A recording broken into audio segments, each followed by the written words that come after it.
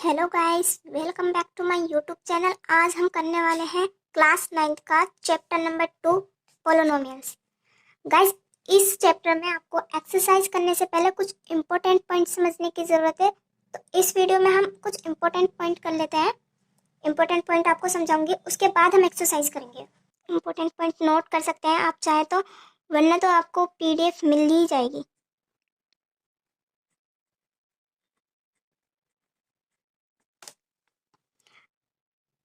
Guys, सबसे पहले आपको ना ये समझना जरूरी है इस चैप्टर में कि वेरिएबल्स क्या होता है। आप कई बार इस चैप्टर में वेरिएबल्स को देखेंगे। तो वेरिएबल्स क्या होता है, आपने मैथमेटिक्स में क्लास 6, 7, 8 में भी देखा होगा कि मैथमेटिक्स में इंग्लिश के अल्फाबेट्स यूज होते हैं, जैसे कि x, y, z, a, b, p, q, r. ये जितने भी अल्फाबेट्स यूज होते हैं ना इंग्लिश के, इन्हीं को हम क्या कहते हैं, वेरिएबल्स। तो गाइज, आपको वेरिएबल्स समझ में आ गया होगा, आई होप। दूसरा हम देख लेते हैं कांस्टेंट। कांस्टेंट क्या होता है, आपको सुनने में ये नया लग रहा होगा, लेकिन जब आपको बताऊंगी कि कांस्टेंट क्या होता है तो आपको बिल्कुल नया नहीं लगेगा। कांस्टेंट होता है जितने भी मैथमेटिक्स के आप डिजिट यूज करते हो मैथ में, यानी कि 2, 3, 5, 9, 7, जितने भी मैथमेटिक्स की डिजिट होती हैं, 1, 2, 3, 4 एक्सेट्रा जितनी भी होती हैं, वो सब हमारी क्या होती है, कांस्टेंट होते हैं। क्यों कांस्टेंट होते हैं, वेरिएबल्स, इनकी वैल्यू जो है हर क्वेश्चन में अलग अलग हो सकती है। एक्स की वैल्यू इस क्वेश्चन में कुछ और है, दूसरे क्वेश्चन में कुछ और हो सकती है। लेकिन 2 की वैल्यू इस क्वेश्चन में 2 है ना, तो उस क्वेश्चन मतलब दूसरे क्वेश्चन में भी 2 ही रहेगी। यहाँ इनकी वैल्यू हमेशा सेम रहती है, चाहे आप क्लास 6 में देख लो 2 की वैल्यू 2 ही रहेगी, क्लास 12th में देख लो 2 की वैल्यू कहीं चेंज होने वाली नहीं है। लेकिन यहाँ एक्स, वाई, जेड इनकी वैल्यू चेंज होती रहती है। थर्ड, हम ये जो चैप्टर है पोलिनोमियल्स आपका, इसमें जो बहुत इंपॉर्टेंट पॉइंट है वो ये है कि एल्जेब्रिक एक्सप्रेशन क्या होता है। एल्जेब्रिक एक्सप्रेशन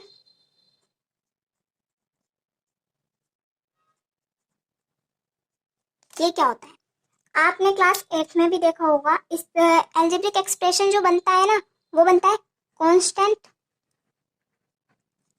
कांस्टेंट को वेरिएबल से मल्टीप्लाई कर कर, कांस्टेंट को वेरिएबल से मल्टीप्लाई कर करके हमारा क्या बनता है, एल्जेब्रिक एक्सप्रेशन। एक एग्जांपल ले लेते हैं। कांस्टेंट क्या है, कांस्टेंट ये कोई भी डिजिट है, तो हम कोई भी डिजिट ले लेते हैं। मैंने यहाँ 3 लिया है। वेरिएबल्स क्या है, एक्स, वाई, जेड कुछ भी है, तो हमने एक्स, वाई, जेड कुछ भी ले लिया, ये आपस में हमने मल्टीप्लाई कर दिया। यहाँ गाइस कोई भी साइन नहीं है, तो ये मल्टीप्लाई का ही साइन होता है।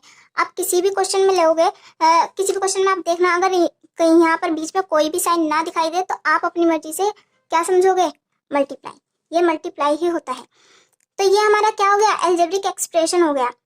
यहाँ पे 2x³ प्लस 4x², ये भी हमारा एल्जेब्रिक एक्सप्रेशन में, क्योंकि इसमें क्या हो रहा है, ये कांस्टेंट है, ये वेरिएबल्स है, ये कांस्टेंट है, ये वेरिएबल्स है, ये कांस्टेंट है, ये वेरिएबल्स। तो variables into constant, constant into variables क्या होता है, हमारा एल्जेब्रिक एक्सप्रेशन होता है। इस तरीके से आप ये जो पोलिनोमियल्स वाला चैप्टर है आपका, पूरा का पूरा एल्जेब्रिक एक्सप्रेशन पर ही है। फोर्थ हम ले लेते हैं, कोफिशिएंट क्या होता है, कोफिशिएंट। गाइस, कोफिशिएंट हमारा क्या होता है, जो भी आपकी एल्जेब्रिक एक्सप्रेशन है, एक एग्जांपल ले लेते हैं। 4x³ प्लस 2x² प्लस 9, ये हमारी कोई एल्जेब्रिक एक्सप्रेशन है। इसमें मैं आपसे पूछूं कि x² का कोफिशिएंट क्या है। मैंने बोला है कि x² का कोफिशिएंट क्या है। आपका एक्सरसाइज 2.1 में इस टाइप का एक क्वेश्चन है। देखिए, x² का अगर कोफिशिएंट पूछे तो आप बोलोगे 2, x² का कोफिशिएंट 2 है। और अगर x³ का कोफिशिएंट पूछा है, x³ का कोफिशिएंट है 4, x² का कोफिशिएंट है 2। एक और एग्जांपल लेती हूँ, 5x⁴ प्लस 2x⁵।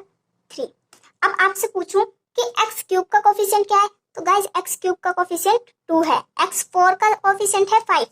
तो जो भी कोफिशिएंट क्या होता है, आपको समझ में आ गया होगा कि जो भी कांस्टेंट होता है आपसे जिस चीज का कोफिशिएंट पूछे ना, एक्स क्यूब का पूछे, तो एक्स क्यूब के आगे जो भी आपका कांस्टेंट लिखा होगा वही आपका क्या होता है, कोफिशिएंट होता है।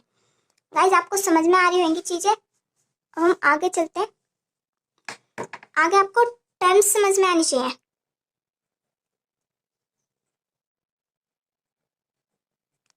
टर्म्स क्या होता है, जैसे आपका ये एल्जेब्रिक एक्सप्रेशन दिखाई दे रहा है, ये एक एग्जांपल है। इसी को देखिए कि यहाँ पे मैं आपसे पूछूं कि इसमें टर्म्स कितनी है, तो आप बोलोगे इसमें टर्म्स है 3। वो कैसे कि एक टर्म्स ये है, एक टर्म्स ये है, एक टर्म्स ये है। और गाइस इसमें कितनी टर्म्स है, तो आप बोलोगे 2। एक ये है और एक ये है। जो भी मतलब कि प्लस या माइनस करके जुड़ रहा होगा ना, वो एक टर्म्स होती है। यानी कि अभी मैंने इसमें ये लिखा 3y², ये एक टर्म्स है। फिर अगर मैं प्लस करके कुछ और इसमें ऐड कर दूं 2x, तो ये दूसरी टर्म्स है। और मैं अगर कुछ और ऐड कर दूं तो ये तीसरी टर्म्स है। तो गाइस इसमें 3 टर्म्स है। और एक इसमें कितनी टर्म्स है आपसे पूछूं मैं गाइस, तो आप बोलोगे इसमें सिर्फ 1 टर्म्स है। कितनी है, 1 टर्म्स। तो आपको समझ में आ गया होगा टर्म्स क्या होता है। इसमें कितनी टर्म्स है गाइस, तो आप बोलोगे इसमें 2 टर्म्स है। आपको वेरिएबल्स समझ में आ गया, कांस्टेंट समझ में आ गया, अलजेब्रिक एक्सप्रेशन भी समझ में आ गया, और कोफिशिएंट भी आ गया, और टर्म्स भी आ गया। आपसे बोलूं मैं, जीरो पोलिनोमियल्स क्या होता है, जीरो पोलिनोमियल्स।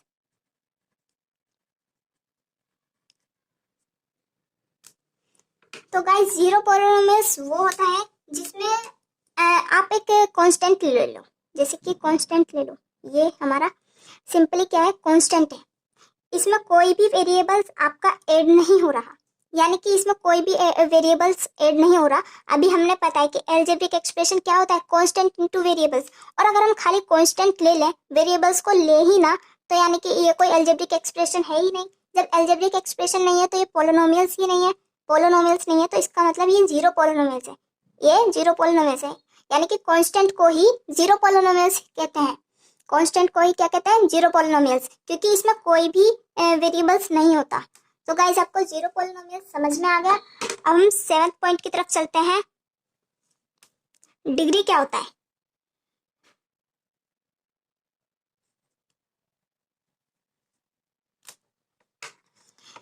एक एग्जांपल लेती हूँ। 7x³ plus 4x² plus 2। मैं आपसे पूछूं कि इसमें डिग्री, x की डिग्री क्या है गाइस, x की डिग्री क्या है, तो आप बोलोगे x की डिग्री 3 है। क्वेश्चन में जो भी हाईएस्ट पावर होती है x की, हमारी दी हुई इक्वेशन में जो भी x की हाईएस्ट पावर होगी वो हमारी डिग्री होगी। गाइस यहाँ पे x की पावर 2 है, यहाँ पर x की पावर 3 है, तो हाईएस्ट पावर हमारी क्या है, 3। तो यहाँ पे डिग्री क्या हो गई, 3। यहाँ x की डिग्री क्या है, 2। यहाँ x की डिग्री है 3, तो हमारी डिग्री 3 कहलाएगी। क्वेश्चन में अगर ये इक्वेशन दी हुई हो, एक क्वेश्चन है आपका 2.1 में, ये आपकी इक्वेशन दी हुई है। अब आपसे पूछे कि इस इक्वेशन में डिग्री क्या है, तो आप बोलोगे 3। एक और एग्जांपल लेते हैं। 5x की पावर 23 प्लस 2x की पावर 21 प्लस 3x की पावर 5। आपसे पूछे कि इस इक्वेशन में जो x की पावर है, x की डिग्री है, वो क्या है, तो आप बोलोगे x की डिग्री 23 है। जो भी हाईएस्ट डिग्री होगी उसी को हम डिग्री मानेंगे। यानी कि x की डिग्री तो यहाँ 21 भी है, x की डिग्री 5 भी है, लेकिन हाईएस्ट जो होती है हम उसी को डिग्री मानते हैं। अब आपको समझाना है वन वेरिएबल्स क्या होता है। वन वेरिएबल गाइस, अगर आप इस तरीके के पॉइंट इंपॉर्टेंट समझ लेते हो तो आपको एक्सरसाइज करने में बिल्कुल प्रॉब्लम नहीं होगी, आप खुद सॉल्व कर सकते हो, बहुत इजी। तो वीडियो को एंड तक बने रहिए वीडियो पर। वन वेरिएबल्स क्या होता है, जिसमें वन वेरिएबल्स वो होता है जैसे कि ये वेरिएबल्स है XYZ PQR एक्सेट्रा, जो भी वेरिएबल्स है। अगर मैं किसी इक्वेशन में केवल एक ही वेरिएबल्स को यूज करूं, यानी कि मैं केवल x को ही यूज करूं, YZ ये एक्स्ट्रा कुछ और यूज ना करूं, या फिर सिंगली YY को यूज करूं, जिस भी इक्वेशन वेरिएबल्स को मैं यूज करूंगी, अगर मैं एक ही वेरिएबल्स यूज करूँ, देखिए मैंने जितने भी एग्जांपल लिए हैं उसमें से केवल एक ही वेरिएबल्स यूज किया है। मैंने यहाँ पर इस इक्वेशन में केवल एक ही वेरिएबल्स यूज किया है, वो है x, तो ये वन वेरिएबल्स है। मैं यहाँ एग्जांपल लेती हूँ 3y की पावर 2 प्लस 4y प्लस 1। यहाँ मैं आपसे पूछूंगा इस कितने वेरिएबल्स यूज हो रहे हैं, तो आप बोलोगे वन वेरिएबल्स यूज हो रहा है, वो है y। केवल यहाँ पर y ही यूज हो रहा है, तो अब इसमें केवल y यूज हो रहा है, तो यह है वन वेरिएबल्स। एक और एग्जांपल लेती हूँ, 5x⁻³ plus 2x⁻² plus 1। Guys इसमें पूछूं आपको कितने वेरिएबल्स यूज हो रहे हैं, तो आप बोलोगे केवल x ही वेरिएबल्स यूज हो रहा है, केवल एक ही वेरिएबल्स यूज हो रहा है, तो ये भी क्या हो गया हमारा वन वेरिएबल्स। एक एग्जांपल मैं ले लेती हूँ टू वेरिएबल्स का, टू वेरिएबल्स का एक और एग्जांपल ले लेती हूँ।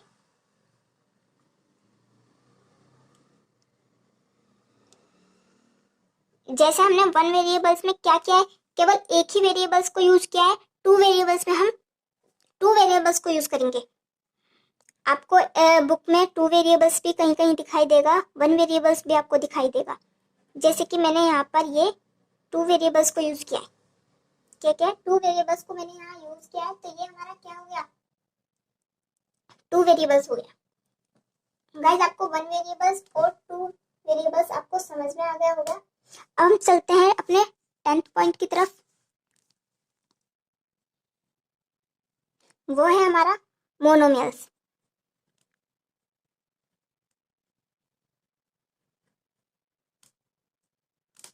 मोनोमियल्स क्या होता है गाइस, जैसे कि मैंने आपको अभी अलजेब्रिक एक्सप्रेशन समझाया था कि कांस्टेंट इनटू वेरिएबल्स है, तो मैंने यहाँ कांस्टेंट इनटू वेरिएबल्स लिया है, लेकिन यहाँ कई टर्म्स है, एक टर्म्स ये है, एक टर्म्स ये है, एक टर्म्स ये है, इसमें भी टू टर्म्स है, इसमें थ्री टर्म्स है, इसमें थ्री टर्म्स है, इसमें वन टर्म्स है, इसमें थ्री टर्म्स है। तो जो भी वन टर्म्स होते हैं ना, ये एग्जाम्पल लेती हूँ, 5x⁴, 2x, ये जितने भी वन टर्म्स होते हैं इनको हम कहते हैं मोनोमियल्स। केवल वन टर्म्स ही होनी चाहिए, इसको हम क्या कहेंगे, मोनोमियल्स। 4x⁻³ ये हमारे क्या हो जाते हैं, मोनोमियल्स। और अब इसी तरीके से एक होता है हमारा बाइनोमियल्स। क्या होता है, बाइनोमियल्स। बाइनोमियल्स में क्या होगा कि हमने जिस तरीके से यहाँ एक ही टर्म्स ली थी, इस तरीके से यहाँ हमारी टू टर्म्स होंगी, यहाँ पे हमारी टू टर्म्स होंगी, यानी कि ये हमारी टू टर्म्स है, तो ये हमारा बाइनोमियल्स है। ये हमारी टू टर्म्स होंगी, ये हमारी टू टर्म्स है, तो ये हमारा क्या हो गया, बाइनोमियल्स हो गया। इसी तरीके से एक और होता है कि नहीं, केवल मोनोमियल्स बाइनोमियल्स होता है। अब एक और होगा पोलिनोमियल्स। पोलिनोमियल्स में क्या होता है कि जैसे कि यहाँ एक ही टर्म्स है, तो ये हो गया मोनोमियल्स, यहाँ दो टर्म्स है, तो ये हो गया बाइनोमियल्स। इसी तरीके से जब दो से ज्यादा हो जाती है तो हमारा हो जाता है पोलिनोमियल्स। पोलिनोमियल्स, पोलो मतलब बहुत ज्यादा, मतलब कि मोनोमियल्स मतलब कि एक, बाई मतलब टू, पोलिनोमियल्स मतलब बहुत ज्यादा, यानी कि दो से ज्यादा जो हमारी टर्म्स जुड़ जाती हैं उसको हम कहते हैं बाइनोमियल्स। आपको दो तीन पॉइंट और समझने की जरूरत है, आपको लीनियर समझने की जरूरत है। नेक्स्ट पॉइंट हमारा है लीनियर। जब हमारी पावर केवल वन हो, पावर हमारी यहाँ पर वन, यहाँ पर पी की पावर क्या है, वन। यहाँ इस इक्वेशन को देखिए, इसमें पी की पावर क्या है, आप बोलोगे वन, तो ये हमारा लीनियर हो गया। जहाँ पे पावर हमारी वन हो वो हमारे क्या होता है, हमारा लीनियर कहलाता है। चाहे टर्म्स कितनी भी हो, लेकिन हमारी पावर जो है वो वन होनी चाहिए। ये सारे एग्जाम्पल किसके हैं, लीनियर के। एक और आपको पॉइंट समझने की जरूरत है, वो है हमारा क्वाड्रेटिक।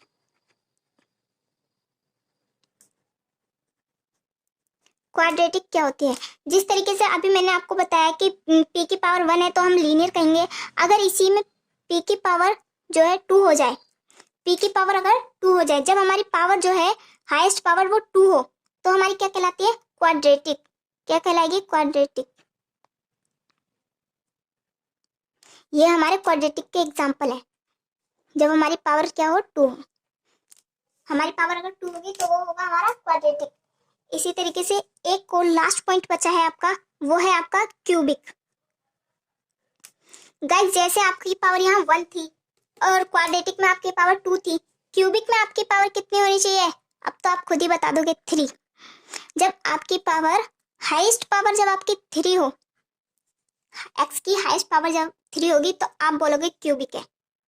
कैसा है, क्यूबिक। 2x⁻² प्लस 9, ये दोनों आपके क्यूबिक के एग्जाम्पल हैं। गाइज आई होप कि ये चैप्टर आपको समझ में आया होगा।